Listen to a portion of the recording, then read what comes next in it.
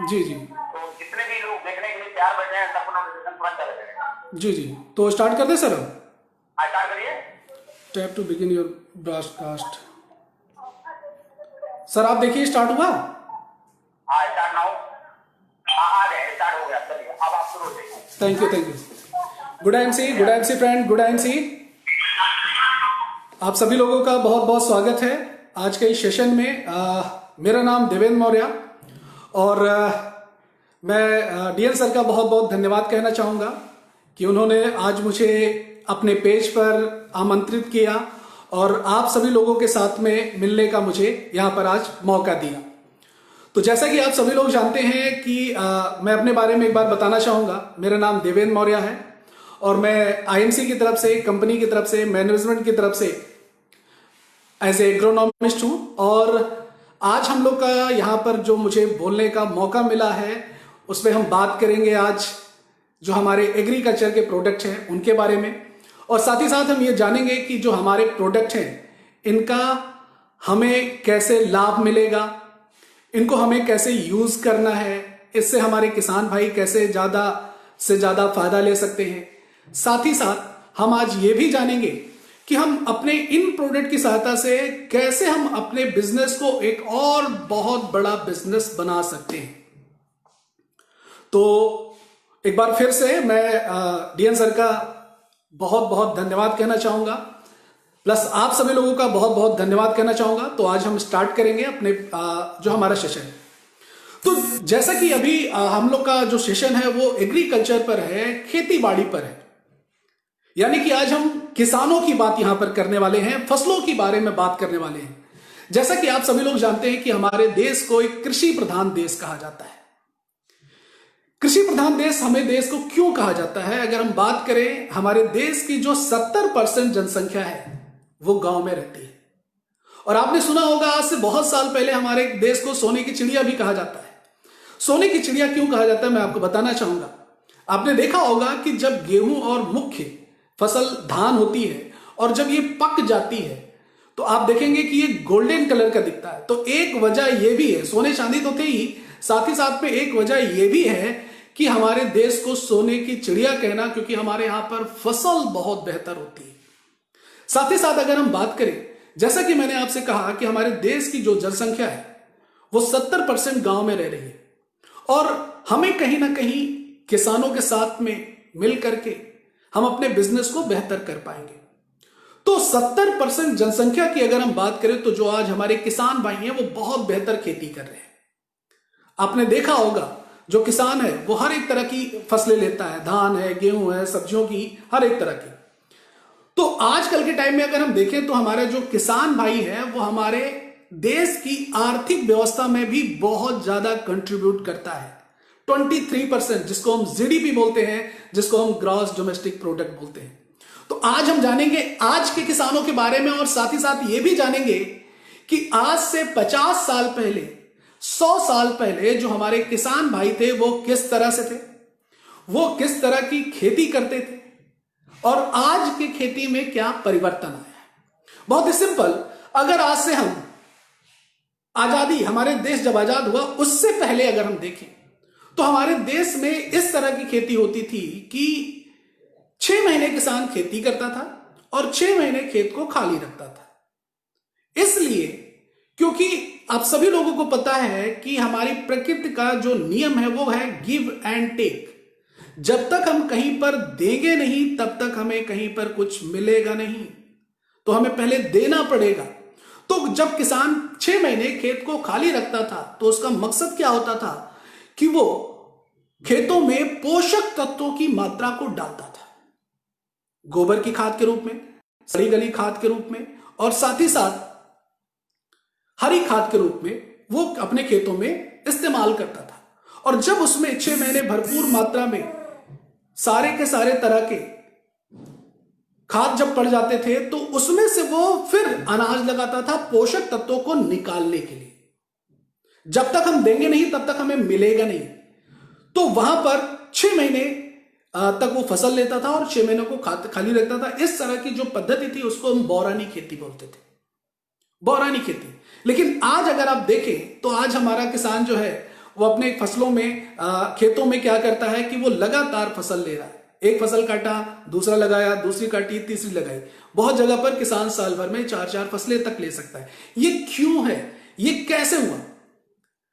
हमारा देश, आप सभी लोगों को पता है कि 1947 में आजाद हुआ और 1947 के बाद हमारे देश में बहुत तेजी से पॉपुलेशन बढ़ी और जो ये पुरानी पद्धति थी, बौरानी खेती, इसकी वजह से हमारी जो पॉपुलेशन थी उसको पर्याप्त मात्रा में अनाज नहीं मिल पाता था।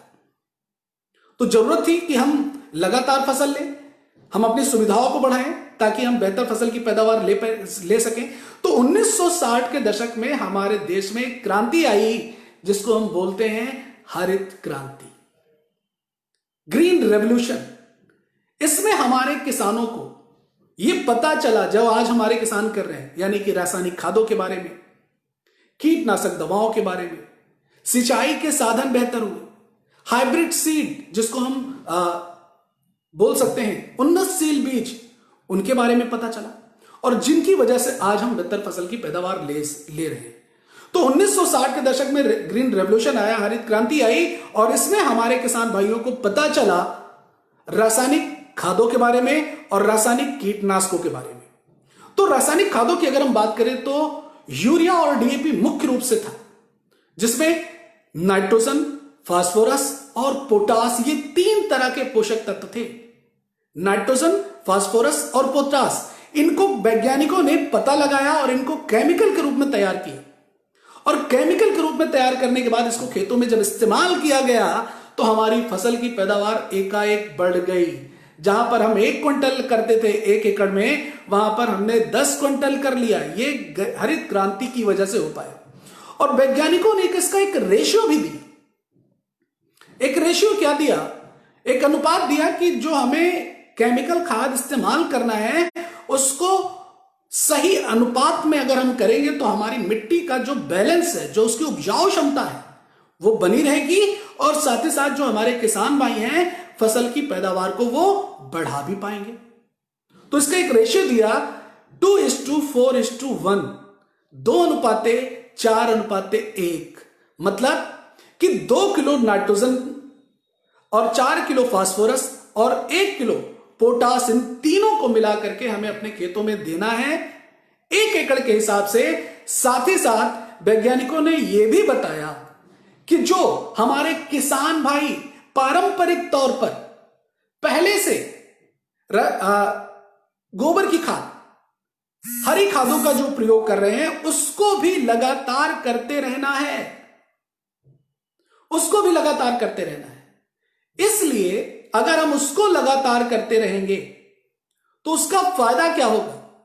उसका फायदा यह होगा कि जो हमारी मिट्टी है उसकी उपजाऊ क्षमता बनी रहेगी और हम अधिक से अधिक फसल की पैदावार को ले पाएंगे। उस समय पर रेशियो आया, हमें इस रेशियो पर करना है।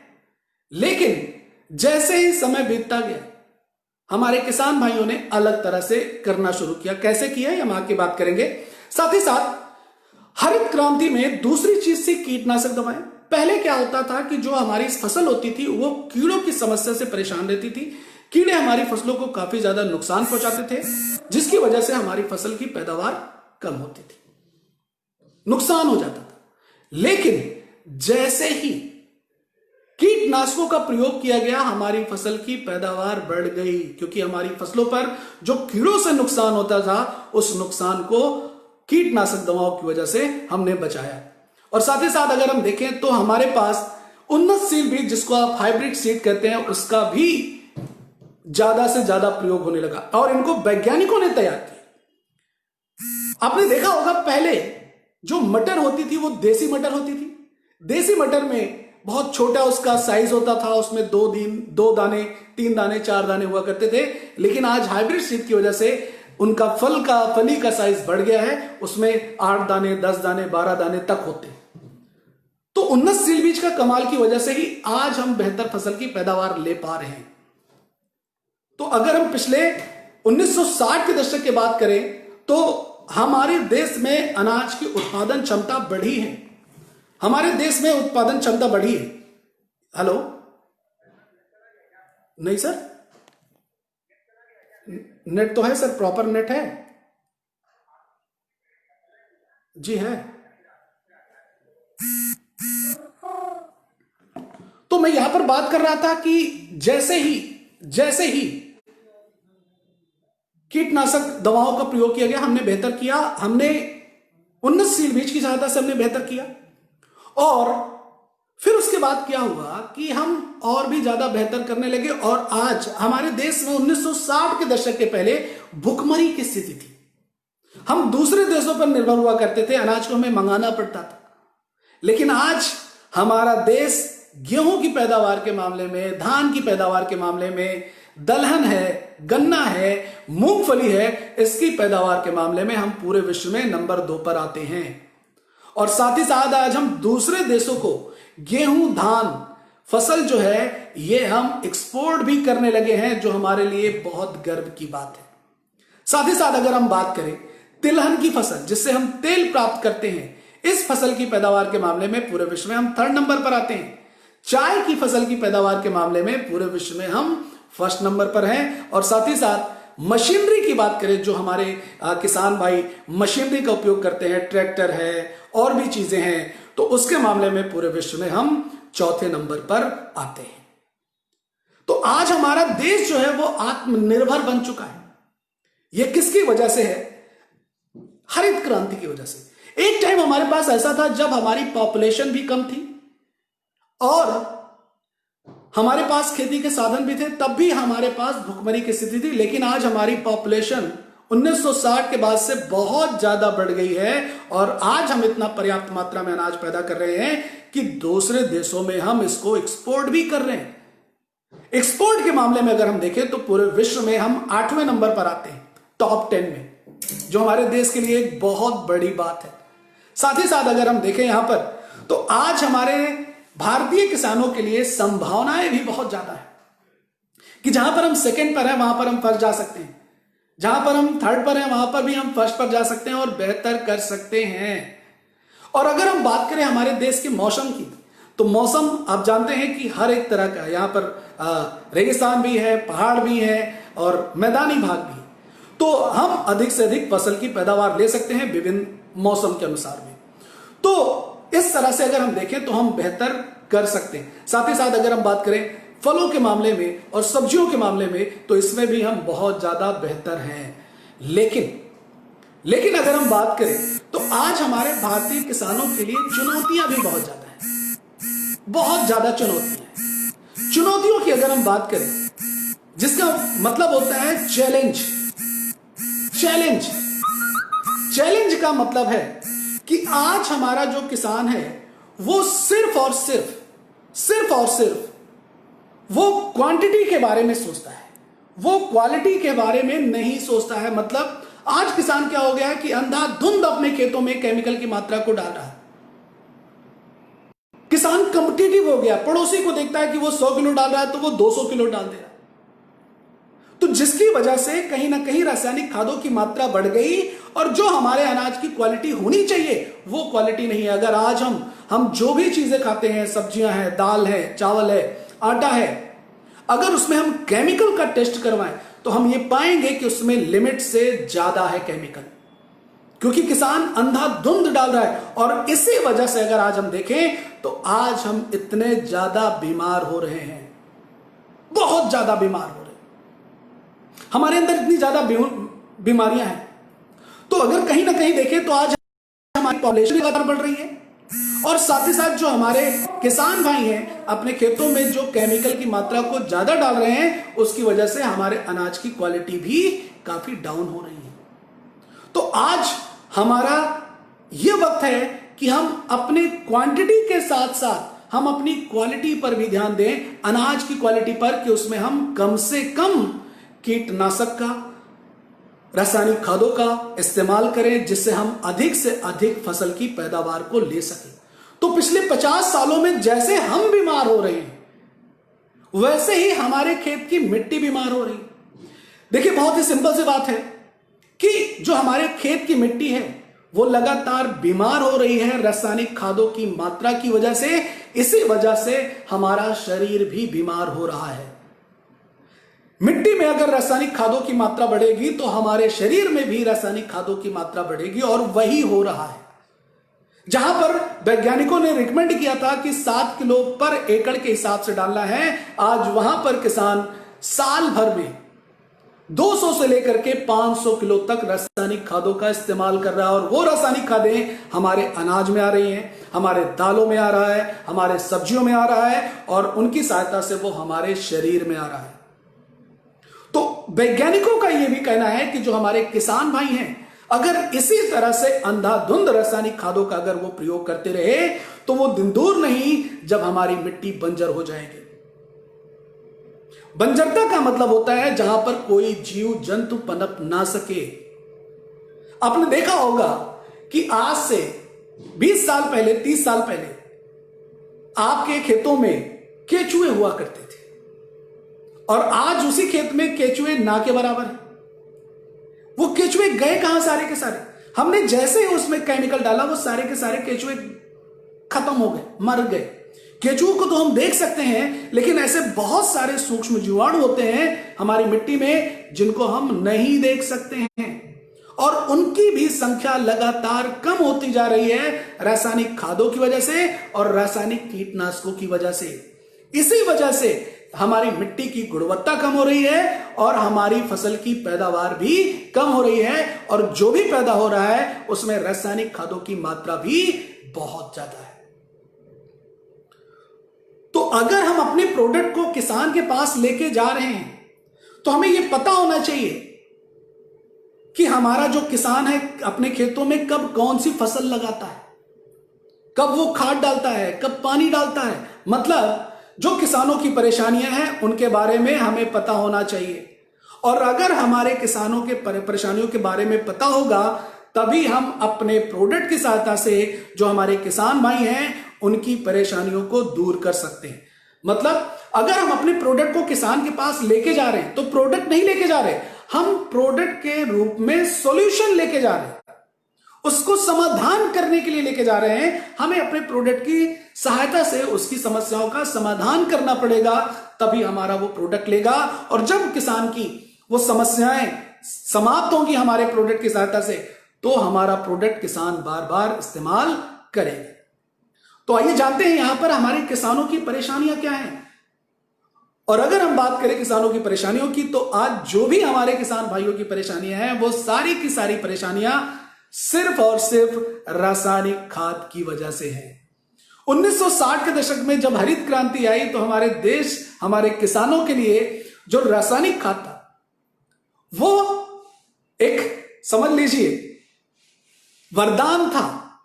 लेकिन आज वही इतने सालों बाद हमारे किसान भाइयों के लिए वही अभिशाप बन गया है, हमारे लिए अभिशाप बन गया है, हमारे फ्यूचर के लिए, हमारी मिट्टी के लिए, हमारी पर्यावरण के लिए। तो मेरा कहने का मतलब यहां पर यह है कि हमारे किसानों की जो भी परेशानियां हैं वो सिर्फ और सिर्फ रासायनिक खाद और रासायनिक कीटनाशकों की वजह से है, और हमारे अंदर भी जो भी बीमारियां हैं वो सिर्फ और सिर्फ रासायनिक खेती की वजह से है। तो अगर हम बात करें किसान की परेशानी की, तो उसकी सबसे बड़ी परेशानी, सबसे पहली परेशानी है कि आज के टाइम में किसान का इन्वेस्टमेंट बहुत ज्यादा बढ़ गया है। वो अपने खेतों में अंधाधुंध केमिकल की मात्रा को डाल रहा है, जिसकी वजह से मिट्टी की गुणवत्ता कम हो गई है, और किसान जितना खेतों में डालता है उतना वो पैदा नहीं कर पाता है, और साल दर साल रासायनिक खादों की मात्रा बढ़ती जा रही है, जिसमें यूरिया है, डीएपी है, पोटास है, जिंक सल्फेट है, और भी बहुत सारा तरह की रासायनिक खादें हैं जिनको हमारे किसान भाई लगातार अपने खेतों में प्रयोग कर रहे हैं। अब इन्वेस्टमेंट इसमें बहुत ज्यादा बढ़ता है, साथ ही साथ जब किसान अपने खेतों में रासायनिक खादों को डालता है तो हमारी जो फसलें होती हैं उसका इम्यून सिस्टम भी काफी कम हो जाता है, जिससे उसमें रोग बहुत ज्यादा आते हैं। फिर किसान उसमें रोगों को दूर करने के लिए बहुत सारी कीटनाशक दवाइयां, फफूंदीनाशक दवाइयां, जहरीली और बहुत महंगी दवाओं को अपने खेतों में इस्तेमाल करता है। तो वहां पर भी कहीं ना कहीं हमारे किसान भाई का इन्वेस्टमेंट बढ़ जाता है, खर्चा बढ़ जाता है। अगर हम बात करें खर्चे की, तो किसान हर जगह खर्चा करता है। बीज लगाता है तो खर्चा होता है, पानी डालता है, खेत जुताई करता है, या फिर मजदूर से कोई काम करवा रहा है। लेकिन अगर हम बात करें तो जो उसका एक्सेस खर्चा हो रहा है, अधिक खर्चा हो रहा है, वो यूरिया डीएपी पर और कीटनाशक दवाइयों पर। इनकी वजह से हमारी जो मिट्टी है उसमें जो नमी की समस्या है आज के टाइम में वो भी कम होती जा रही है। हमारी मिट्टी लगातार कठोर होती जा रही है, जिससे हमारी मिट्टी की गुणवत्ता कमजोर हो रही है और इसी वजह से हमारी फसल की पैदावार भी कम हो रही है, अधिक रासायनिक खाद डालने पर भी। तो साथ ही साथ अगर हम बात करें तो यहां पर हमारी मिट्टी को मापने का एक तरीका होता है जिसको हम पीएच वैल्यू बोलते हैं। साथ ही साथ हमें मिट्टी की टेस्टिंग करानी चाहिए हमारे किसान भाइयों को कि उसमें कौन से पोषक तत्वों की कमी है, और जिन पोषक तत्वों की कमी हो उन्हीं पोषक तत्वों को हमें खेतों में डालना है, और जो पोषक तत्व नहीं है उनको डालना नहीं है। लेकिन क्या होता है कि मिट्टी की जांच, मिट्टी की टेस्ट किसान करवाता ही नहीं है, और वो अंधाधुंध जो चीज उसमें उपलब्ध है उस चीज को भी, उस तत्व को भी किसान खेतों में डाल रहा है, जिससे उसकी लागत भी बढ़ती है और उसको कोई फायदा भी नहीं मिल पाता है। तो यहां पर मिट्टी को मापने का एक तरीका होता है जिसको हम बोलते हैं पीएच वैल्यू, पीएच मान। इसका एक पैमाना होता है जो 0 से लेकर के 14 तक होता है, और अगर इसका पैमाना 0 से लेकर 6 से लेकर के 7 के बीच में होगा तो हमारी मिट्टी सामान्य होगी। अगर उसका पैमाना 6 से कम होगा तो हमारी मिट्टी अम्लीय होगी, और अगर पैमाना 7 से ज्यादा होगा तो हमारी मिट्टी क्षारीय होगी। सिंपल, मान लीजिए हम अपनी बॉडी का कोई टेस्ट करवाते हैं, हमने किसी तरह का टेस्ट करवाया, और टेस्ट करवाने के बाद आपने देखा होगा कि होता क्या है कि रिपोर्ट अगर नॉर्मल आती है तो इसका मतलब है हम स्वस्थ हैं, अगर रिपोर्ट नॉर्मल नहीं है इसका मतलब हमारे अंदर कोई कमी है। ठीक इसी प्रकार से अगर पीएच वैल्यू भी नॉर्मल यानी 6 से 7 के बीच में है तो मिट्टी स्वस्थ है, और अगर कम है तो बीमार है मिट्टी, और अगर ज्यादा है तो बीमार है। और किसान जब अपने खेतों में यूरिया की मात्रा ज्यादा डालता है तो पीएच वैल्यू कम हो जाता है, मतलब अम्लीय हो जाता है। और किसान जब अपने खेतों में ज्यादा डीएपी डालता है तो पीएच वैल्यू क्षारीय हो जाता है। तो किसान यूरिया और डीएपी के अलावा तो कुछ डाल ही नहीं रहा है। जब वो कुछ डाल ही नहीं रहा है तो मिट्टी का पीएच जो वैल्यू है वो नॉर्मल होगा ही नहीं। इसका मतलब यह है कि अगर मिट्टी का हमारे पीएच मान नॉर्मल नहीं होगा तो हमारी मिट्टी में हम जो भी पोषक तत्व डालेंगे हमारे किसान भाई, उसको पौधा अवशोषित नहीं कर पाएगा, जिससे मिट्टी में तो पोषक तत्व होंगे लेकिन पौधा अवशोषित नहीं कर पाएगा। एक उदाहरण के तौर पर मैं आपको बताना चाहूंगा, जैसे मान लीजिए कोई व्यक्ति है और वो बीमार है, उसके शरीर में कोई बीमारी है, और उसको हम खूब अच्छा भोजन देते हैं, 56 भोग देते हैं, क्या उसके शरीर में लगेगा? नहीं, उसके शरीर में बिल्कुल भी नहीं लगेगा। लेकिन अगर व्यक्ति स्वस्थ है और उसको हम नॉर्मल खाना भी देंगे, नॉर्मल चीजें भी देंगे तो उसके शरीर में लगेंगी। ठीक इसी प्रकार से हमारी मिट्टी है, अगर उसमें बीमारी होगी तो हम उसको कुछ भी देंगे वो नहीं ले पाएगी। स्वस्थ होगी तो वो सारी चीजें लेगी। तो हमें मिट्टी को यहां पर स्वस्थ करना है ताकि हमारी जो मिट्टी है वो बेहतर हो सके और मिट्टी में फिर से वो केचुए आ सके और जो सूक्ष्म जीवाणु है उनकी संख्या बढ़ सके, और जिससे हम फसल की पैदावार को ज्यादा से ज्यादा बेहतर ले सके। तो जैसे कि मैंने आपको बताया कि इसका साइड इफेक्ट बहुत ज्यादा है, रासायनिक खादों का साइड इफेक्ट बहुत ज्यादा है। ये हमारी मिट्टी को नुकसान करता है, ये हमारी फसलों को भी नुकसान करता है, हमारे पर्यावरण को भी नुकसान करता है। और मैं आपसे एक क्वेश्चन करना चाहूंगा, क्या आज से 20 साल पहले हम आरओ का वाटर पीते थे? पानी पीते थे वो आरओ का वाटर का नहीं, पहले हम नॉर्मल नल का पानी पी लेते थे, कुएं का पानी पी लेते थे। लेकिन आज वो पानी दूषित हो गया। आप जो सोचिए कि वो पानी दूषित क्यों हुआ, मैं आपको बताता हूं। जैसे मान लीजिए आपका एक कोई गांव है और आपका गांव में घर है। अब आप सोचिए कि आपके उस गांव के चारों तरफ क्या है? चारों तरफ खेत है और सैकड़ों एकड़ जमीन है, और आप ये सोचिए कि आप अपने खेतों में कितना यूरिया डीएपी डालते हैं, या 1 एकड़ में किसान कितना यूरिया डीएपी डालता है एक साल में। अगर आप जोड़ेंगे तो एक साल में पाएंगे कि करीब एक किसान 1 एकड़ में करीब 500 किलो तक डाल देता है। अब आप सोचिए जो हजारों एकड़ है उसमें कितना यूरिया डीएपी डालता है, और वो सब खेतों में जाता है मिट्टी में, और जब बारिश होती है तो पानी लीच करके जमीन के अंदर चला जाता है, जो हमारा स्रोत है बह करके नदी नालों में चला जाता है। और जब हम वहां से पानी लेते हैं, जमीन का भी पानी लेते हैं, तो उसमें यूरिया की मात्रा, डीएपी की मात्रा होती है। इसी वजह से आज हमें आरओ का वाटर पीना पड़ रहा है। लेकिन पहले इतने ज्यादा किसान यूरिया डीएपी इस्तेमाल नहीं करता था, आज से 20 साल पहले, तो वो पानी हमारे पीने लायक होता था। तो आज हमें अगर फिर से बेहतर करना है तो हमें कहीं ना कहीं जैविक की तरफ जाना पड़ेगा, हमारे किसानों को समझाना पड़ेगा, हमारे किसानों को बताना पड़ेगा, तभी हम बेहतर कर पाएंगे।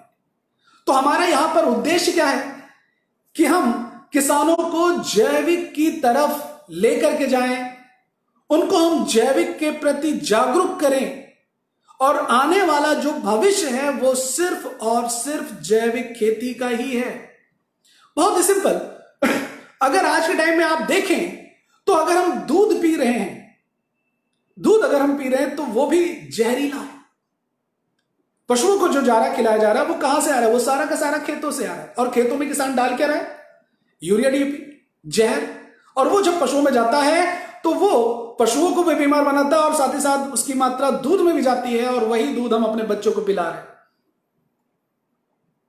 और वो हम भी पी रहे हैं, तो वो शरीर में आ रहा है। मतलब आज हम कह सकते हैं कि अगर हम दूध भी पी रहे हैं तो वो भी हमारे लिए स्वस्थ नहीं है। तो इसीलिए हमारी जो कंपनी है वो इस पर काम कर रही है, स्वस्थ जिंदगी। स्वस्थ जिंदगी का मतलब क्या है? कि लोगों को स्वस्थ करना, लोग स्वस्थ हो।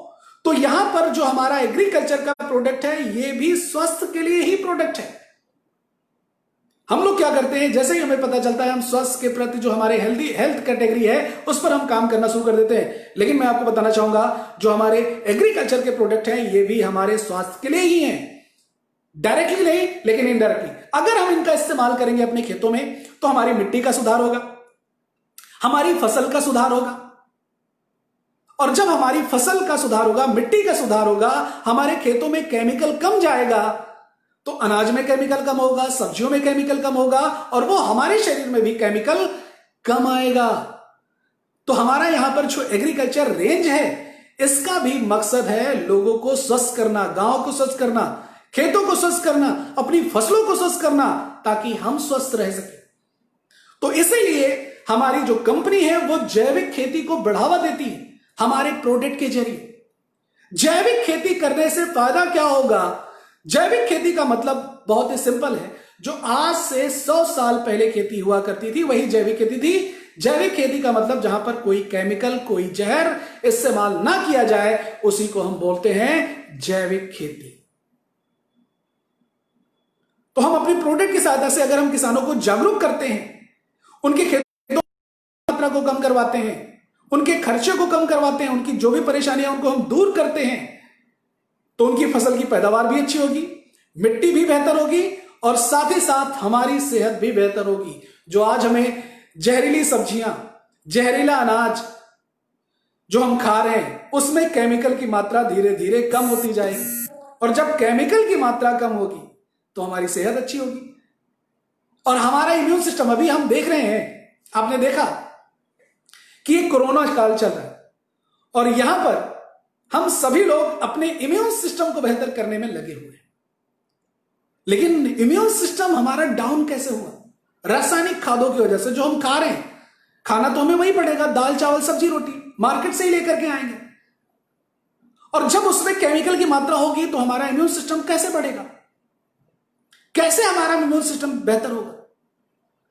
तो अपने अगर इम्यून सिस्टम को बेहतर करना है तो हमें हमारे किसानों को जागरूक करना पड़ेगा कि वो अपने खेतों में जो केमिकल डाल रहे हैं, जो रासायनिक खाद डाल रहे हैं, जो रासायनिक कीटनाशक दवाइयां डाल रहे हैं, उसकी मात्रा को कम करें, हमारी मिट्टी को स्वस्थ करें। और जब वो सारी चीजें होंगी तभी हमारा इम्यून सिस्टम अच्छा होगा, नहीं तो अभी कोरोना आया है और आगे और ना जाने कौन कौन से वायरस आएंगे। तो अगर हमें अपना इम्यून सिस्टम बेहतर करना है तो जैविक की तरफ जाना पड़ेगा। और मैं आपको बताना चाहूंगा, जैविक ही हमारा भविष्य है। बहुत ही सिंपल, अगर आप एक पेस्ट लेने जाते हैं तो आप ये बोलते हैं कि मुझे हर्बल पेस्ट चाहिए, आयुर्वेद वाला पेस्ट चाहिए। लेकिन क्या आप सभी सब्जी लेने गए तो आपको ये बोला है कि नहीं, मुझे केमिकल वाली नहीं, मुझे जैविक वाली सब्जी चाहिए। लगाने के लिए, ब्रश करने के लिए तो हम हर्बल ढूंढ रहे हैं, जैविक ढूंढ रहे हैं, फेस वॉश हम जैविक ढूंढ रहे हैं, हर्बल ढूंढ रहे हैं। लेकिन क्या खाने की चीजें हम जैविक ढूंढ रहे हैं? नहीं। तो उसके लिए हमें प्रयास करना पड़ेगा। और मैं आपको यकीन दिलाऊं कि अगर हम अपने प्रोडक्ट, जो हमारी कंपनी के प्रोडक्ट हैं, अगर हम इन प्रोडक्ट के साथ अगर काम करते हैं तो यकीनन जो हमारे किसान भाई हैं वो जैविक की तरफ जाएंगे, तो हमें भी आने वाले दिनों में सब्जियां जैविक मिलेंगी, गेहूं, चावल, वो सारे के सारे जैविक मिलेंगे, जिससे हमारा इम्यून सिस्टम बेहतर होगा। और ये जो शरीर है ये प्राकृतिक है और इसको प्राकृतिक चीजें ही चाहिए, तभी हम बेहतर कर पाएंगे। तो आज हम लोग यहां पर यही जानेंगे कि जो हम परेशानियों के बारे में हमने बात की, किसानों की, उनकी लागत बढ़ रही है, उनकी मिट्टी की गुणवत्ता बेहतर नहीं है, उनका सिंचाई की वजह से, नमी की कम की वजह से उनकी फसल डाउन हो रही है, उनको बहुत ज्यादा कीटनाशकों का प्रयोग करना पड़ रहा है। तो आज हम ये जानेंगे कि कैसे हम इन सारी चीजों को, रासायनिक खादों की मात्रा को अपने प्रोडक्ट की सहायता से कम कर सकते हैं, और कैसे जो हमारे किसान भाई हैं हमारे प्रोडक्ट को यूज करके वो कैसे अपनी फसल की पैदावार को बढ़ा सकते हैं। तो हम चलते हैं अपने प्रोडक्ट की तरफ और जानेंगे प्रोडक्ट के बारे में। जैसा कि आप सभी लोग जानते हैं कि हमारी कंपनी के पास, हमारे पास जो एग्रीकल्चर के प्रोडक्ट हैं वो 2 प्रोडक्ट हैं। हमारा एक प्रोडक्ट है हर्बल। अभी 2 महीने पहले जो हमारे पास प्रोडक्ट आया है जिसका नाम है एग्रो एक्टिवेटर। तो ये 2 प्रोडक्ट हैं हमारे पास, हर्बल एग्रो ग्रोथ बूस्टर और हर्बल एग्रो एक्टिवेटर। इन दोनों प्रोडक्ट के बारे में हम जानेंगे और ये जानेंगे कि कैसे हम इन दोनों प्रोडक्ट की सहायता से हमारे किसानों की जो भी परेशानियां हैं उनको दूर कर सकते हैं। तो हर्बल एग्रो ग्रोथ बूस्टर की अगर आप बॉटल को देखेंगे तो उस पर साफ साफ शब्दों में लिखा है ऑर्गेनिक। और ऑर्गेनिक का मतलब होता है जिसमें किसी भी तरह का कोई केमिकल, कोई जहर ना हो, उसको हम बोलते हैं ऑर्गेनिक। मतलब ये हमारी फसलों के लिए, हमारी मिट्टी के लिए, हमारे पर्यावरण के लिए, पशु पक्षियों के लिए, जानवर के लिए ये सुरक्षित है। ये किसी भी तरह का कोई साइड इफेक्ट नहीं करता है और इसको हम हर एक तरह की फसल में इस्तेमाल कर सकते हैं। और अगर हम बात करें अपने हर्बल एग्रो ग्रोथ बूस्टर की, तो ये बहुत ही यूनिक प्रोडक्ट है और ये बनाया गया है, प्राकृतिक चीजों को ही इसमें शामिल किया गया है, उनके अर्क से इसको बनाया गया है जो यूनिक है। इसमें 5 चीजें डाली गई हैं, 5 इंग्रेडिएंट डाले गए हैं जो प्रकृति से लेकर के, और मैं आपको बताना चाहूंगा ये जो 5 इंग्रेडिएंट हैं इनकी खूबियां बहुत ज्यादा है। तो ये 5 इंग्रेडिएंट हैं एलोवेरा, लेबेरी, नीम, आंवला और काऊ यूरिन। ये पांचों मिल करके हमारे प्रोडक्ट की गुणवत्ता को बेहतर बनाते हैं। तो आइए जानते हैं ये जो 5 चीजें इसमें डाली गई हैं इनका हमारी मिट्टी के लिए और हमारी फसलों के लिए क्या रोल है, ये क्या काम करेगा। एलोवेरा के बारे में हम सभी लोग जानते हैं कि ये कंप्लीट फ्रूट देता है, तो इसको संपूर्ण पोषक तत्व भी कहते हैं। तो ये हमारी मिट्टी को, हमारी फसल को सारे तरह के पोषक तत्व प्रदान करने में मदद करता है। और साथ ही साथ ये एंटीबैक्टीरियल, एंटी माइक्रोबियल, एंटीसेप्टिक भी होता है, जो हमारे फसलों में और हमारी मिट्टी में जो रोग होते हैं, जीवाणु से संबंधित, बैक्टीरिया से संबंधित, फफूंदी से संबंधित, उनको कंट्रोल करने में भी मदद करेगा। हमारी फसलों को सारे तरह के पोषक तत्व भी देगा और साथ ही साथ उनको कंट्रोल करने में भी मदद करेगा, सुरक्षित भी रखेगा हमारी मिट्टी को भी और हमारी फसल को भी। सेकेंड इसमें इंग्रेडिएंट है लेहबेरी। लेहबेरी के बारे में हम लोग जानते हैं कि इसमें 100 से अधिक पोषक तत्व पाए जाते हैं जो हमारी फसलों को बेहतर करने में मदद करते हैं। लेहबेरी जो है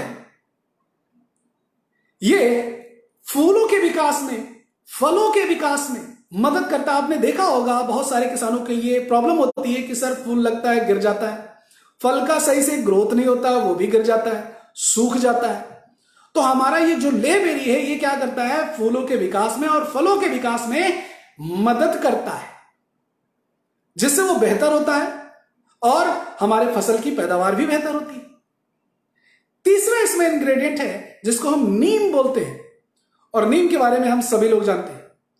नीम को बहुत सालों से एज ए कीटनाशक, जैविक कीटनाशक के तौर पर इसका इस्तेमाल किया जाता है। आपने सुना होगा कि किसान जब अनाज को स्टोर करके रखता है तो वो क्या करता है, नीम के कुछ पत्तों को तोड़ करके अनाज के बीच में रख देता है ताकि उसमें किसी तरह के कीड़े मकोड़े ना लगे। तो इसका काम है कीड़ों मकोड़ों को रोकना। तो यह हमारी फसलों में भी जो कीड़े मकोड़ों से समस्या आती है उनको रोकने में मदद करता है। साथ ही साथ ये बैक्टीरियल होता है, एंटीबैक्टीरियल होता है, तो हमारी फसलों में जो बैक्टीरिया से संबंधित रोग होते हैं उनको भी रोकता है। प्लस इसकी एक खासियत है, जो हानिकारक कीड़ों के अंडे होते हैं जो पत्तों पर होते हैं, जिनको हम अपनी आंखों से नहीं देख सकते हैं, हमारी मिट्टी में होते हैं, ये उनको भी नष्ट करने में मदद करता है, जिससे हमारी फसल बेहतर होती है। तो ये सुरक्षित रखने में मदद करेगा। तो नीम अगर हम देखें तो नीम के गुणवत्ता बहुत ज्यादा है, इसके बहुत सारे गुण हैं, हमारी मिट्टी को भी बेहतर करेगा और हमारी फसल को सुरक्षित रखने में भी मदद करता है। इसमें जो फोर्थ इंग्रेडिएंट है उसको हम बोलते हैं आंवला। आंवले की अगर हम बात करें तो आंवले के बारे में भी आप लोग जानते हैं कि ये हमारे फसलों को ये विटामिन बी से सी से भरपूर होता है, जिसको एंटीऑक्सीडेंट भी हम बोलते हैं। तो ये भी हमारे फसलों में, हमारे फसलों का जो इम्यून सिस्टम है, रोग प्रतिरोधक क्षमता है, उसको बेहतर करने में मदद करता है। और साथ ही साथ हमारी फसलों को सूर्य की हानिकारक किरणों से भी बचाने में मदद करता है आंवला। और इसमें जो फिफ्थ इंग्रेडिएंट है, जो पांचवा इसमें है, उसको हम बोलते हैं काव यूरिन। और काव यूरिन के बारे में अगर हम बात करें तो इसके बहुत सारे फायदे हैं, मैं आपको बताने वाला हूं। और इसकी वजह से हमारा प्रोडक्ट ये और भी ज्यादा बेहतर बन जाता है।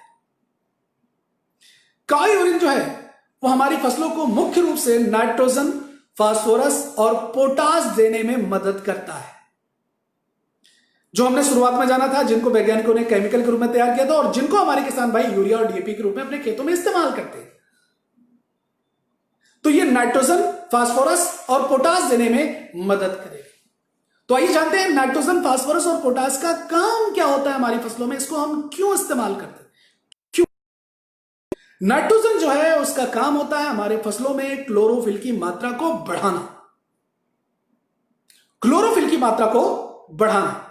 क्लोरोफिल की वजह से ही हमारी फसलों का रंग हरा होता है। और क्लोरोफिल का काम होता है सूर्य की रोशनी के साथ प्रकाश संश्लेषण की क्रिया करके हमारे पौधों के लिए भोजन का निर्माण करना, जो बहुत ही महत्वपूर्ण है। तो हमारी फसलों को हरा भरा बनाएगा, जिससे हमारी फसल ज्यादा बेहतर होगी और किसान अपनी फसल को हरा भरा ही चाहता है। सेकेंड इसमें है फास्फोरस। फास्फोरस की अगर हम बात करें तो इसका काम होता है जड़ों को विकास करना और साथ ही साथ ज्यादा से ज्यादा शाखाओं को बनाना। आपने देखा होगा किसान गेहूं का एक बीज लगाता है, धान का एक पौधा रोपाई करता है, लेकिन उसमें बहुत सारी शाखाएं निकल आती हैं। तो यह फास्फोरस का काम होता है। और साथ ही साथ फास्फोरस जो है वो जड़ों के विकास में मदद करता है। और तीसरा इसमें है पोटास, जिसको हम पोटेशियम भी बोलते हैं। पोटेशियम का काम होता है जो तना है, जो शाखाएं हैं, उनको मजबूती प्रदान करना, उनके सेल्स को स्ट्रांग करना, जिससे अगर तेजी से हवा चले तो फसल गिरे नहीं।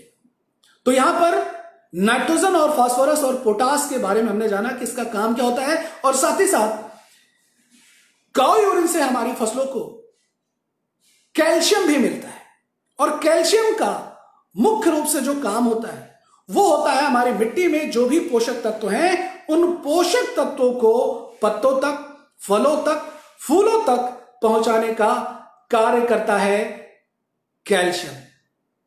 तो ये 5 चीजें मिलकर के हमारे प्रोडक्ट को बेहतर बनाती हैं। प्लस हमारा जो ये प्रोडक्ट है, इसमें जो हमने 5 इंग्रेडिएंट के बारे में जाना, एलोवेरा, लेहबेरी, नीम, आंवला और काऊ यूरिन, ये 5 चीजें मिलकर के हमारे प्रोडक्ट की क्वालिटी को बेहतर करते हैं और इनका हमारी फसलों पर बहुत ही बेहतर रिजल्ट भी है। और साथ ही साथ ये हमारी मिट्टी की गुणवत्ता को तो बढ़ाएगा ही बढ़ाएगा, प्लस हमारी जो मिट्टी है उसमें जो हमारे किसान भाई इतने सालों से लगातार केमिकल का उपयोग करते आ रहे हैं, उस केमिकल की मात्रा को भी धीरे धीरे कम करने में मदद करेगा, जिससे हमारी फसल ज्यादा से ज्यादा बेहतर होगी। तो इस प्रोडक्ट का उपयोग हमारे किसान भाई हर एक तरह की फसलों में कर सकते हैं, जैसे दलहन की फसलें हैं, दाल वाली फसलें, अनाज की फसलें, सब्जियों की फसलें हैं, गन्ना है, बागवानी की फसलें हैं, आम का बाग है, लीची का बाग है। तो हर एक तरह की फसलों में सकता है। तो आइए जानते हैं इस प्रोडक्ट को इस्तेमाल करने के तरीके के बारे में, किसको हम कैसे इस्तेमाल करके बेहतर रिजल्ट ले सकते हैं और हमारे किसानों को दे सकते हैं। इसको हम मुख्य रूप से 3 तरह से इस्तेमाल करते हैं, लेकिन अभी आप देखें तो अभी धान की फसल जो है किसान ने लगा रखी है और इस समय पर किसान को लगाए हुए 1 महीने से अधिक हो गए। अभी जो है इस समय पर अगर हम अपने प्रोडक्ट का यूज करें तो स्प्रे अगर करेंगे तो हमें बहुत अधिक लाभ होगा। तो मैं पहले स्प्रे के बारे में बताना चाहूंगा। अगर मान लीजिए अभी हमारी फसल है और हमें छिड़काव करना है तो क्या करना होगा? हमें 15 लीटर की टंकी लेनी होगी। आपने देखा होगा किसान एक 15 लीटर की टंकी लेता है, जिसको पीठ पर रख करके छिड़काव करता है, पानी डालता है, दवा को घोलता है और फिर स्प्रे करता है। तो हम क्या करेंगे, उस 15 लीटर की टंकी लेंगे और उस 15 लीटर की टंकी में हम 40 से 50 ml एग्रो ग्रोथ बूस्टर को डालेंगे और साथ ही साथ उसमें हम 10 ml एग्रो एक्टिवेटर को भी डाल देंगे। दोनों प्रोडक्ट को डाल करके मिक्स करके स्प्रे करेंगे। एग्रो एक्टिवेटर को क्यों डालेंगे, या मैं एग्रो एक्टिवेटर के बारे में बात करेंगे तब मैं आपको बताऊंगा कि क्यों करेंगे और क्या फायदा करेगा। तो इस तरह से ग्रोथ बूस्टर को डाल करके हम फसल पर छिड़काव कर देंगे। फायदा क्या होगा कि जब हम किसान स्प्रे करेगा तो ये हमारी फसलों को सारे तरह के पोषक तत्व देने में मदद करेगा। साथ ही साथ हमारी फसलों को जीवाणु से संबंधित रोग हैं, फफूंदी से संबंधित रोग हैं या फिर हानिकारक कीड़ों के अंडे अगर उस फसल पर है तो उससे भी हमारी फसल को सुरक्षित रखने में मदद करेगा। हमारी फसलों का ग्रोथ भी करेगा और साथ ही साथ हमारी फसलों को सुरक्षित भी रखेगा एग्रो ग्रोथ बूस्टर को अगर हम छिड़काव में करते हैं। और बहुत सारे लोगों का क्वेश्चन होता है, सर किसको हम कैसे छिड़काव करें? सिंपल टंकी में घोलना, स्प्रे कर देना। कहते हैं सर, बहुत सारे लोगों को क्वेश्चन होता है, कहते हैं सर अभी फसल 10 दिन हो गया है और वो इतनी बड़ी हो गई, अंकुरित हो गई है, क्या हम एग्रो ग्रोथ बूस्टर का छिड़काव कर दें? देखिए, ये ध्यान देना विशेष तौर पर, जब फसल 15 दिन 20 दिन की होती है तो उससे पहले हमें स्प्रे नहीं करना है। उससे पहले हमें इसको मिट्टी में डालना है, तब हमें ज्यादा लाभ मिलेगा। जब हमारी फसल 25 दिन 30 दिन 35 दिन 40 दिन की हो जाती है तब हमें छिड़काव करना है। लेकिन 20 दिन 25 दिन के पहले अगर आप खेतों में डालेंगे तो इसको मिट्टी में डालना है, स्प्रे नहीं करना है। क्योंकि जो फसलें होती हैं वो शुरुआत में मिट्टी से सारे पोषक तत्वों को घोषित करती हैं, वो ऊपर से नहीं रह पाती। लेकिन जब फसल 20 दिन 25 दिन की ज्यादा हो जाती है तो वो ऊपर से भी पोषक तत्वों को ले सकते हैं। इस वजह से तब अगर हम छिड़काव करते हैं तो हम अपनी फसल का ज्यादा से ज्यादा लाभ ले सकते हैं। तो ये हो गया पहला इस्तेमाल करने का तरीका छिड़काव के रूप में। 2 और तरीके इसके इस्तेमाल करने के, जैसे कि मैंने आपको कहा कि इसको हम शुरुआत में मिट्टी में डालेंगे। तो मिट्टी में डालने के लिए हमें क्या करना होगा? इसको हम बोलते हैं मिट्टी का उपचार। ये भी एक तरीका है हमारी फसलों में इस्तेमाल करने का एग्रो ग्रोथ बूस्टर को, तो इसको बोलते हैं मिट्टी का उपचार, क्योंकि हमारी मिट्टी की गुणवत्ता को बढ़ाना है। जैसा मैं शुरुआत में भी आपसे बोला कि हमारी मिट्टी की गुणवत्ता बढ़ेगी तभी हमारी फसल ज्यादा से ज्यादा बेहतर होगी। हमारी मिट्टी में भी पोषक तत्वों को जाइए तभी उसमें हम बढ़ाएं। जैसे मैंने कहा था, गिव एंड टेक, जब तक हम देंगे नहीं तब तक हमें मिलेगा नहीं। तो यहां पर इसको अगर मिट्टी में भी डालेंगे तो हमारी मिट्टी की गुणवत्ता को बढ़ाने में मदद करेगा, तो जिसको हम बोलते हैं मिट्टी का उपचार। मिट्टी का उपचार करने का तरीका बहुत ही सिंपल है। आधा लीटर की बोतल हमें लेना है, उसको 1 एकड़ के खेत में हमें इस्तेमाल करना है। 500 ml की बोतल को लेकर के 1 एकड़ के खेत में हम इस्तेमाल करेंगे। इसको हम इस्तेमाल कब करेंगे? जुताई से पहले कर सकते हैं, जुताई के बाद कर सकते हैं, या बुआई से पहले कर सकते हैं, या बुआई के बाद कर सकते हैं। इसको आपको मिट्टी में डालना है। माध्यम के तौर पर आप कुछ भी ले सकते हैं। आप चाहे तो गोबर की खाद ले लें, आप पानी ले लें, या फिर मिट्टी ले लें। तो नॉर्मली क्या करना चाहिए? हमें 1 साल पुरानी गोबर की खाद लेनी चाहिए, 40 से 50 किलो, और उसमें आधा लीटर की बोतल को मिक्स करके हमें इसको खेतों में बिखेर देना है। और जब ये हमारी मिट्टी में पहुंचेगा तो हमारी मिट्टी में ये 4 तरह के फायदे करेगा। पहला, हमारी मिट्टी का जो पीएच वैल्यू नॉर्मल नहीं है, एसिडिक है या एल्कलाइन है, उसको नॉर्मल करने में मदद करेगा। मतलब हमारी मिट्टी को स्वस्थ करेगा, जो हमारी मिट्टी बीमार है। दूसरा, हमारी मिट्टी में सूक्ष्म जीवाणुओं की संख्या को बढ़ाएगा, जिससे हमारी जो मिट्टी है वो ज्यादा से ज्यादा बेहतर होगी, मिट्टी की गुणवत्ता को बढ़ाने में मदद करेगा। सेकंड ये क्या करेगा? हमारी फसल की पैदावार को भी बढ़ाएगा। मिट्टी की गुणवत्ता बढ़ेगी तो फसल की पैदावार भी हमारी बेहतर होगी। तीसरा फायदा क्या करेगा? जो हमारी मिट्टी में जो बहुत सारे रोग हैं, जो बैक्टीरियल इन्फेक्शन है, फंगल इन्फेक्शन है, उन रोगों को भी दूर करने में मदद करेगा। और जो चौथा फायदा करेगा, जो हमारे किसान भाई इतने सालों से लगातार अपने खेतों में केमिकल की मात्रा का उपयोग करते आ रहे हैं, उस केमिकल की मात्रा को भी धीरे धीरे कम करेगा। मतलब हमारी मिट्टी की गुणवत्ता को बढ़ाने में मदद करेगा, जिससे हमारी फसल ज्यादा से ज्यादा बेहतर होगी। मैं एक बार इसको आपको फिर से रिपीट करूंगा। 4 फायदे क्या करेगा? 4 फायदे, हमारे मिट्टी के जो पीएच वैल्यू है उसको नॉर्मल करेगा, हमारी मिट्टी में सूक्ष्मजीवों की संख्या को बढ़ाएगा, हमारी मिट्टी में जो रोग हैं उन रोगों को कंट्रोल करेगा, प्लस हमारे किसान भाई जो इतने सालों से लगातार केमिकल का उपयोग करते आ रहे हैं, उस केमिकल की मात्रा को धीरे धीरे कम करेगा। मतलब मिट्टी का उपचार करने से हमारी मिट्टी की गुणवत्ता बढ़ेगी।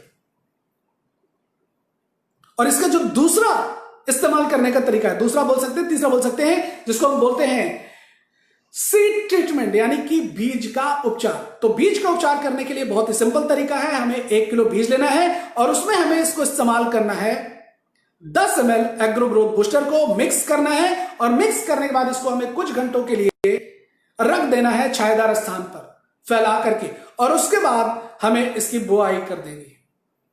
तो फायदा क्या होगा कि हमारे जो बीज है उसका अंकुरण बेहतर होगा, और साथ ही साथ जो हमारा बीज है उसमें किसी भी तरह का अगर रोग होगा तो उस रोग को भी कंट्रोल करने में मदद करेगा, रोगों को भी रोकेगा, सुरक्षित अंकुरण भी करेगा, जिससे पौधा अगर स्वस्थ अंकुरित करेगा, बीज अगर स्वस्थ अंकुरित करेगा तो वो पौधा भी स्वस्थ बनेगा, और स्वस्थ पौधा ही वो स्वस्थ पैदावार कर सकता है। तो इस तरह से हम छिड़काव के रूप में इस्तेमाल करके, बीज के उपचार में और मिट्टी के उपचार में इसको इस्तेमाल करके बेहतर रिजल्ट ले सकते हैं। ठीक इसी प्रकार से जो हमारा किसान भाई है वो अपने खेतों में यूरिया और डीएपी की मात्रा को भी कम कर सकता है। कितना कम करेगा, कैसे कम करेगा, ये हम अगले प्रोडक्ट में जानते हैं। तो हमारा अगला प्रोडक्ट है जिसका नाम है एग्रो एक्टिवेटर। ये दूसरा प्रोडक्ट है, हमारे को बताना चाहूंगा। ये हमारा जो प्रोडक्ट है ये आधा लीटर की पैकिंग में लिक्विड में है, और ये एक सिलिकॉन बेस्ड टेक्नोलॉजी का प्रोडक्ट है जो बहुत ही एडवांस प्रोडक्ट है, और ये आपके सेल को बहुत ज्यादा बढ़ाने वाला है, यकीन मानिए। ये प्रोडक्ट है क्या? इस प्रोडक्ट को हम एक्टिवेटर से नाम से ही पता चलता है कि ये है क्या। ये किसी भी चीज की क्षमता को बढ़ाने में का काम करता है। किसी भी चीज की क्षमता को बढ़ाना मतलब एक्टिवेटर, सक्रिय करना। इसको गुणवर्धक स्प्रे भी बोलते हैं।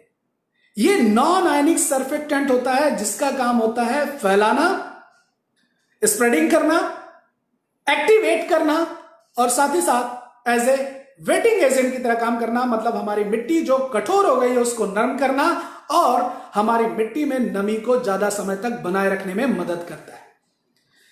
सिंपल, किसान अपने खेतों में कुछ भी डालता है, वहां पर क्या करना है, आपको इस प्रोडक्ट को ऐड कर देना है। जैसे सिंपल हम लोग क्या करते हैं कि जो हमारी श्री तुलसी है, कोई भी बंदा हो, कोई भी बीमारी हो, कुछ भी हो, हम श्री तुलसी सभी को रिकमेंड करते हैं, सभी को देते हैं। ठीक इसी प्रकार से हमारे किसानों के लिए एग्रो एक्टिवेटर श्री तुलसी है।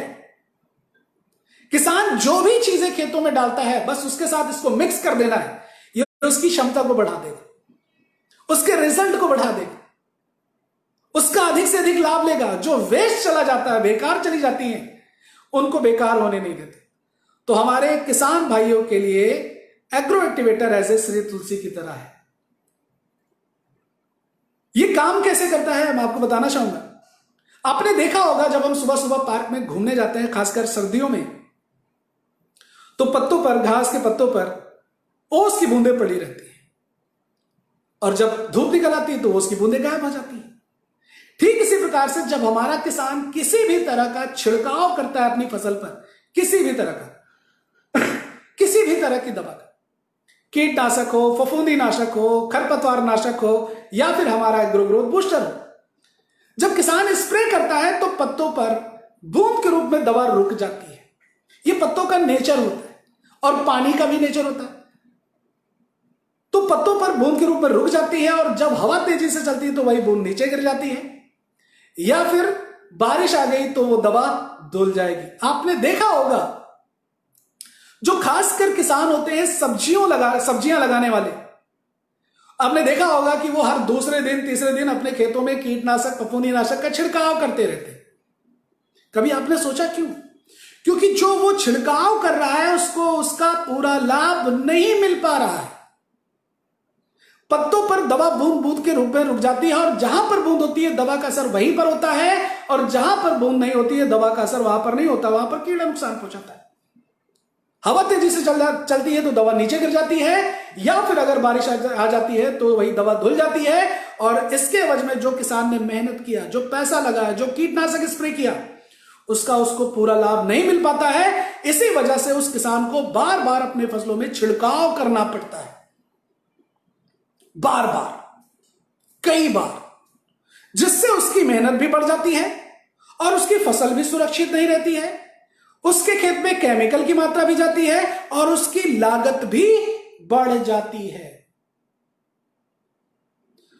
तो इसका मतलब यह है कि हमारे किसान भाई जो स्प्रे कर रहे हैं उनको पूरा लाभ ही नहीं मिल पा रहा। इसी वजह से उनका नंबर ऑफ स्प्रे, संख्या बढ़ जाती है स्प्रे का, उनकी मेहनत बढ़ जाती है, उनकी लागत बढ़ जाती है। लेकिन जब किसान अपने खेतों में एग्रो एक्टिवेटर को मिक्स करके अगर स्प्रे करता है, किसी भी तरह की दवा में, कीटनाशक हो, फफूंदी नाशक हो, खरपतवार नाशक हो या एग्रो ग्रोथ बूस्टर हो, जब स्प्रे करेगा तो ये काम क्या करेगा, जैसे ही पत्ते पर पड़ेगा बूंद नहीं बनेगी और फैल जाएगी। ये पत्ते के पूरे परत को कवर कर लेगा और साथ ही साथ पत्तों के ऊपरी परत में अंदर चला जाएगा, जिससे दवा का असर भी पत्तों पर लंबे समय तक रहेगा। दवा अगर पूरे पत्तों पर फैलेगी और उसी पर रहेगी तो दवा का असर भी लंबे समय तक रहेगा। प्लस मान लीजिए अगर आधे घंटे बाद, 1 घंटे बाद बारिश आ जाएगी तो दवा बिल्कुल भी धुलेगी नहीं, दवा बेकार नहीं जाएगी, दवा का पूरा लाभ मिलेगा, पूरा का पूरा उसको फायदा मिलेगा। अगर हम किसी भी तरह के छिड़काव में एग्रो एक्टिवेटर को मिक्स कर देते हैं तो ठीक है जी। तो इस तरह से किसान इस्तेमाल करके किसी भी तरह के स्प्रे का पूरा लाभ ले सकता है। ठीक इसी प्रकार से जैसे ये पत्तों पर फैलता है वैसे ही ये मिट्टी में भी फैलेगा।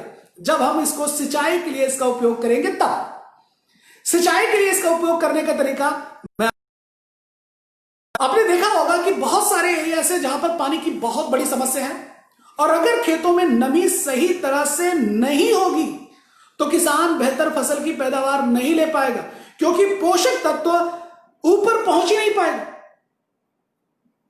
उसको पूरा का पूरा लाभ नहीं मिल पाएगा।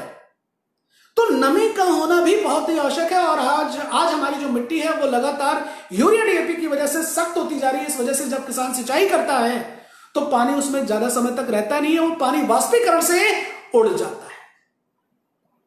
लेकिन अगर हम एग्रो एक्टिवेटर को सिंचाई के लिए अगर इस्तेमाल करते हैं तो जैसे ये पत्तों पर काम करता है, ठीक ये मिट्टी में में भी काम करता है, मिट्टी में पानी को तेजी से फैलाएगा और साथ ही साथ मिट्टी में अंदर तक पानी को लेकर के जाएगा, हमारी मिट्टी को भुरभुरा बनाएगा। जो हमारी मिट्टी लगातार सख्त होती जा रही है उसको भुरभुरा करेगा, उसको नॉर्मल करेगा, जिससे पानी जो है वो हमारी मिट्टी में लंबे समय तक नमी बनी रहेगी। और किसान का सिंचाई के लिए जो बहुत ज्यादा खर्चा होता है, आपने देखा होगा किसान बहुत सारे होते हैं जो पंपिंग सेट चलाते हैं, ट्यूबवेल चलाते हैं, उसमें डीजल बहुत ज्यादा लगता है और आपको पता है कितना महंगा है, किसान बेचारा कितना सिंचाई करे। तो सिंचाई करने के लिए भी इन्वेस्टमेंट लगता है। और जिनके पास ऐसी सुविधा नहीं होती, अपनी पर्सनल नहीं होती, वो क्या करते हैं, पड़ोसी से पानी को मतलब ले करके आते हैं, 1 घंटे 2 घंटे के हिसाब से उसको पैसे देते हैं।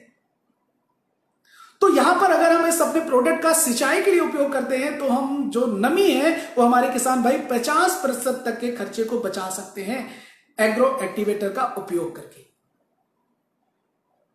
तो आइए जानते हैं इस प्रोडक्ट को कैसे उपयोग करना है। आप लोग ध्यान से सुनिएगा, क्योंकि उपयोग करने का जो तरीका, इस्तेमाल करने का जो तरीका है वही सबसे ज्यादा जरूरी है। किसान जो है, मान लीजिए कि वो एक खरपतवार नाशक स्प्रे करने जा रहा है अपनी फसल में। आपने देखा होगा खरपतवार नाशक हर एक तरह की फसल में इस्तेमाल करता ही करता है किसान। तो खरपतवार नाशक अगर स्प्रे करता है तो मार्केट से वो खरपतवार नाशक लेके आएगा। अब उसी खरपतवार नाशक में हमें 20 ml 15 लीटर की टंकी में मिक्स करके स्प्रे करना है। अगर स्प्रे करेंगे तो जहां पर किसान 2 बार 3 बार करता था, उसको सिर्फ एक ही बार करने की जरूरत पड़ेगी, उसको 2 बार 3 बार करने की जरूरत नहीं पड़ेगी। खरपतवार नाशक में 15 लीटर की टंकी में 20 ml डालना है। अगर किसान इसके अलावा कोई भी स्प्रे करता है, जैसे कीटनाशक, फफूंदी नाशक या फिर हम अपना एग्रो ग्रोथ बूस्टर स्प्रे करवा रहे हैं, तो 15 लीटर की टंकी में इसको हम 5 से 10 ml इस्तेमाल करेंगे।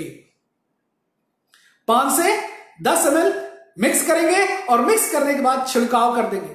तो जैसे ही ये पत्तों पर जाएगा, फैल जाएगा, पत्तों की ऊपरी परत में अंदर चला जाएगा, जिससे दवा लंबे समय तक पत्तों पर रहेगी और उसका असर भी लंबे समय तक बना रहेगा। बारिश आएगी आधे घंटे बाद तो धुलेगा नहीं। प्लस जहां पर किसान पूरे सीजन में 10 बार मान लीजिए स्प्रे करता था, तो एग्रो एक्टिवेटर डालने के बाद उसको सिर्फ और सिर्फ 5 से 6 स्प्रे ही करना पड़ेगा।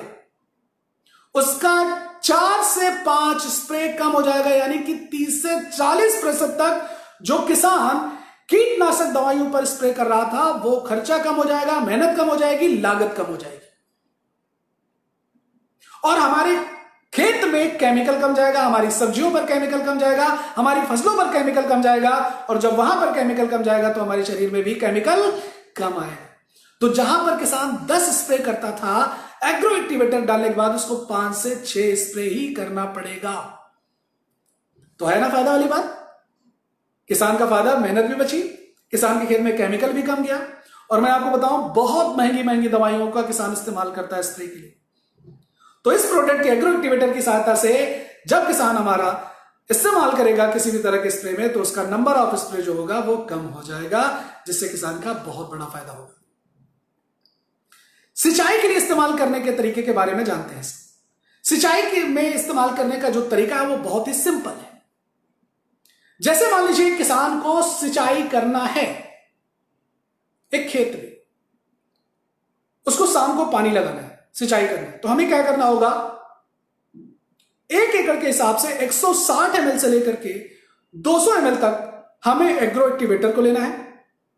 और अब इस समय एग्रो एक्टिवेटर जो हमने लिया 200 ml 1 एकड़ के लिए, इसको हमें 1 एकड़ के खेत में फैलाना है। फैलाने का माध्यम आप पानी भी ले सकते हैं कि पानी में घोल करके फैला दिया, स्प्रे कर दिया, या फिर आप इसको गोबर की खाद में मिला करके डाल दें, या फिर आप इसको मिट्टी में ही मिलाकर, मिट्टी या रेता मिक्स करके ले लें और उसमें आपने मिक्स करके इसको बिखेर दिया। तो हमें माध्यम के तौर पर लेना है, तो आप 20 किलो, 30 किलो, 40 किलो जो भी लेना चाहे ले सकते हैं, जो आप 1 एकड़ में फैला सकें। हमारा मकसद है एग्रो एक्टिवेटर को 200 ml प्रति एकड़ के हिसाब से अपने खेतों में डालना सिंचाई से पहले। और फिर जब किसान कुछ घंटों का गैप करके, 5-6 घंटे का गैप करके, फिर जब किसान अपने खेत को सिंचाई करेगा, पानी डालेगा, तो पानी तेजी से फैलेगा। अगर मान लीजिए वो खेत पहले 1 एकड़ का खेत है और बिना एग्रो एक्टिवेटर डाले अगर वो 10 घंटे में वो खेत भरता था, तो एग्रो एक्टिवेटर डालने के बाद वही खेत 6 से 8 घंटे में भर जाएगा, यानी कि 2 से 4 घंटे की बचत हो जाएगी। और अगर 2 घंटा भी बच जाता है तो अब आप सोच लीजिए किसान की लागत भी बचेगी और खेतों में पानी भी कम जाएगा। जो किसान घंटे के हिसाब से डीजल पेट्रोल खर्चा कर रहा है वो भी कम होगा, और किसान जो पैसे पे कर रहा है वो नहीं होगा।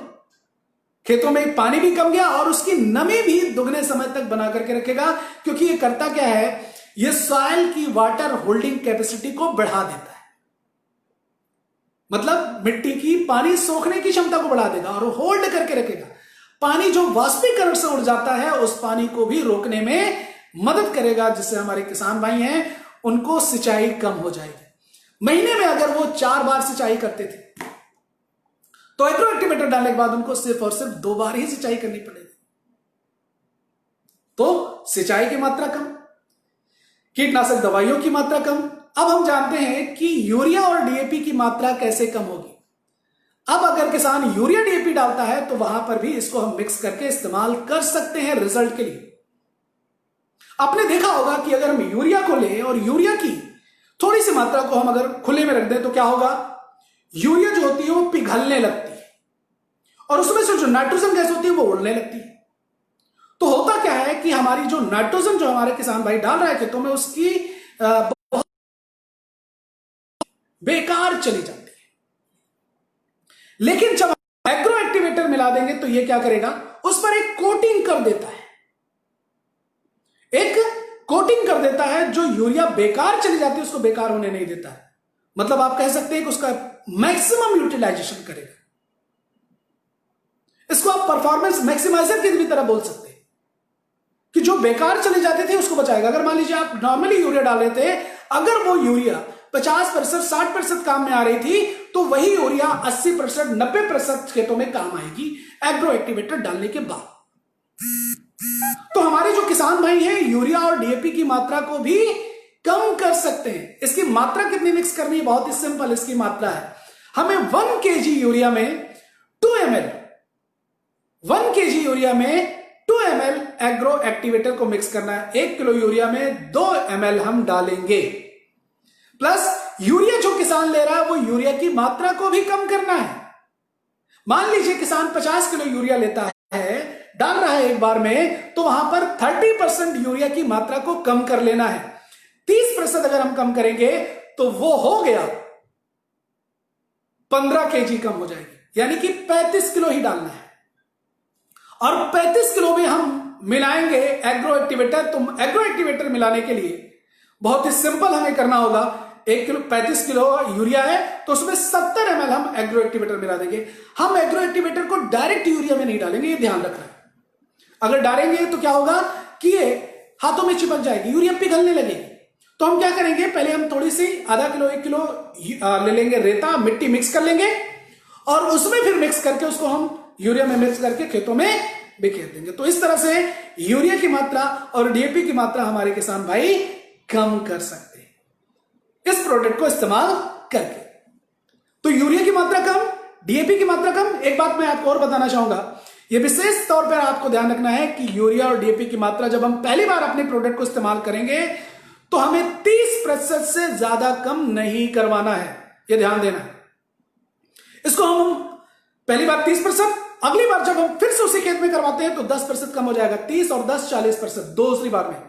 फिर अगली बार जब हम इसको करेंगे तो 10% फिर कम हो जाएगा, 40 10 50%। तीसरी बार में हम 50% तक हम यूरिया डीएपी की मात्रा को कम कर सकते हैं। तो यूरिया की मात्रा कम, डीएपी की मात्रा कम, कीटनाशक की मात्रा कम, खर्चा भी बचा, प्लस जो सिंचाई कर रहा है किसान उसको भी हमने कम किया और वहां पर भी उसकी लागत को बचाया। और मिट्टी की गुणवत्ता को भी बढ़ाएंगे। जब हम एग्रो एक्टिवेटर इस्तेमाल करेंगे, एग्रो ग्रोथ बूस्टर इस्तेमाल करेंगे तो मिट्टी की गुणवत्ता भी बढ़ेगी। एग्रो एक्टिवेटर जब हम सिंचाई के लिए इस्तेमाल करते हैं तो ये हमारी मिट्टी को एक पोषक तत्व जिसको हम सिलिकॉन बोलते हैं, सिलिकॉन देता है, जो हमारे पौधों के ग्रोथ में मदद करता है। हमारे पौधों में, फसल में स्ट्रेस, जो इन्वायरमेंटल स्ट्रेस होता है, बहुत अधिक गर्मी है, बहुत ज्यादा सर्दी है, तो उस स्ट्रेस को कम करने में मदद करता है सिलिकॉन।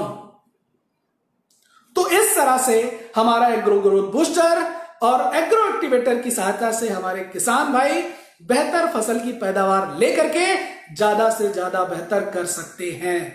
और जो किसान भाई हैं वो जैविक की तरफ जाएंगे। तो हमने जाना कि जो हमने परेशानियों के बारे में बात की थी, किसान की लागत बढ़ रही, यूरिया की, डीएपी की, कीटनाशक दवाइयों की, सिंचाई की, वहां पर हमने इसको कम किया। हमने हर्बल एग्रो ग्रोथ बूस्टर की सहायता से मिट्टी की गुणवत्ता को बेहतर किया। तो हम अपने इन दोनों प्रोडक्ट की सहायता से हमारे किसानों की काफी समस्याओं को दूर कर सकते हैं, प्लस उनको हम जैविक खेती की तरफ भी लेकर के जा सकते हैं। प्लस मैं आपको यहां पर बताना चाहूंगा, जैसे मैं शुरुआत में कहा कि हमारा जो देश है वो कृषि प्रधान देश है और हमारे देश में 70% जनसंख्या गांव में रहती है। तो अगर आपके बिजनेस को बहुत बड़ा बिजनेस बढ़ाना है तो आप इन प्रोडक्ट के साथ तो 70% जनसंख्या के पास जाइए और अपने बिजनेस को बूस्ट कीजिए एग्रो ग्रोथ बूस्टर के साथ। तो ये थी मेरी बातें। प्लस आप सभी लोगों को मैं बताना चाहूंगा कल के जो सेशन होने वाला है सर के इस पेज पर, वो सेशन होने वाला है मिस्टर RN सिंह, चेयरमैन है जो बिहार आरा से हैं। और मैं आपको बहुत हर्ष के साथ बताना चाहूंगा कि ये जो है एग्रीकल्चर पर काम करके ही चेयरमैन बने हैं।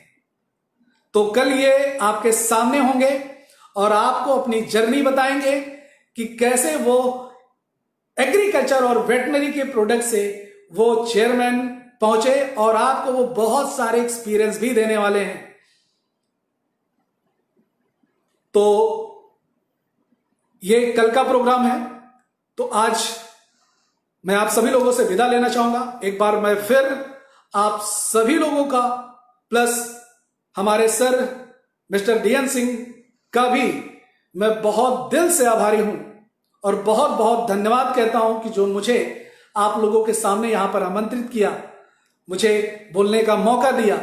और बहुत ही जल्द हम एक बार फिर से मिलेंगे और फिर से अपने प्रोडक्ट के बारे में रिमाइंड करेंगे और जो हमारे वेटनरी के प्रोडक्ट हैं उनके बारे में भी जानेंगे नेक्स्ट टाइम। तो आप सभी लोगों का एक बार फिर से बहुत बहुत धन्यवाद, प्लस इस फेसबुक लाइव पर जुड़ने के लिए सर की तरफ से भी मैं आप सभी लोगों का बहुत बहुत धन्यवाद कहता हूं। Thank you very much. Good and C.